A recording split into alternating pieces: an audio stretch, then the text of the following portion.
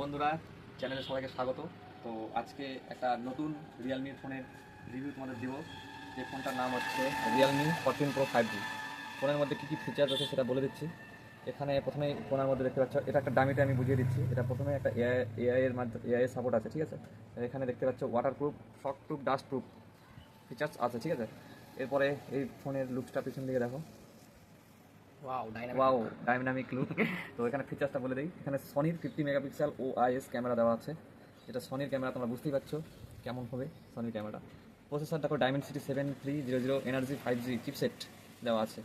এখানে ডিসপ্লেটার কথা বলতে গেলে দেখো 120 Hz curve version AMOLED display দেখতে পাচ্ছ। এখানে কার্ভ ডিসপ্লে মানে সবাই জানো যে সাইডগুলো একটু গোল টাইপের হয়। আর সবথেকে বড় ব্যাপার হলো যে এখানে ব্যাটারিটা সবথেকে বেশি আছে, 6000 mAh ব্যাটারি আছে। তার সঙ্গে 45 ওয়াট ফাস্ট চার্জিংয়ের সাপোর্ট আছে।